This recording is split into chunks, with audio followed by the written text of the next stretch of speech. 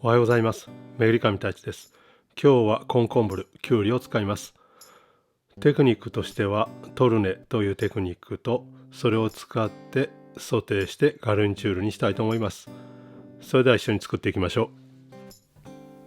こちらがフランスのきゅうりになります。日本とは違ってかなり大きくなります。まずエプルシェしていきます。基本的にフランスのきゅうりですけども、皮を食べることは絶対にありません。上と下の部分をまず切り落とします。そうしたらだいたい5センチぐらいの長さに切り揃えていきます。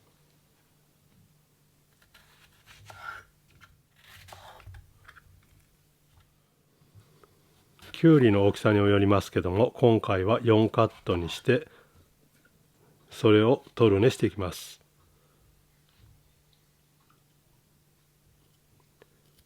じゃがいものトルネと一緒で、このように表元の面がきれいな形になるようにトルネしていきます。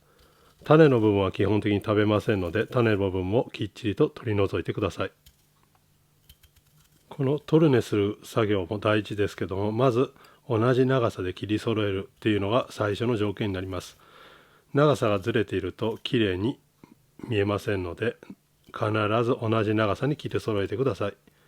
その後このようにトルネしていきます。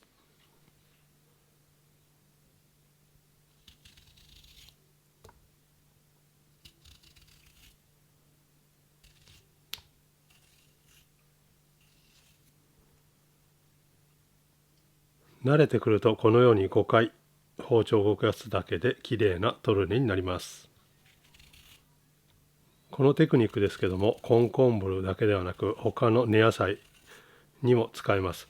ですので、じゃがいもなどで練習して必ず身につけておいてほしいテクニックの一つになります。トルネが終わったのでソテーしていきたいと思います。今回バターを使ってソテーしていきます。このコンコンブルソテー、今回はバービュームニエルのガルニチュールとして作りました。またその動画ありますので、そちらも参考にしてください。バターが溶けてムース状になったところにトルネしたコンコンブルを入れて軽くバターと和えます。その後塩コショウで汗止めして軽く火を入れていきます。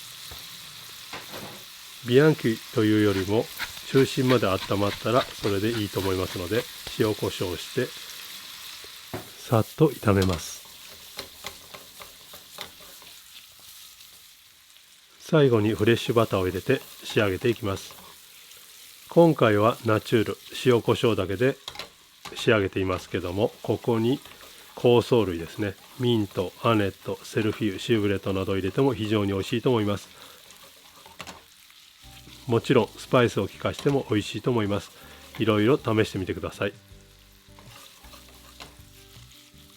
今回はヒラメのムニエルのガルニチュールとして作りました。それでは盛り付けていきたいと思います。温めたお皿の上にシンプルにコンコンブルのソテーを乗せて、最後残っているキュイソン、バターですね、を上からかけて、コンコンブルソテーの完成です。今回紹介したトルネというテクニックですけども、最近ではあまり使われることがありません。ですけども、基本的なフランス料理のテクニックの一つなので、ぜひ身につけておいてください。それではお疲れ様でした。ボナペティ。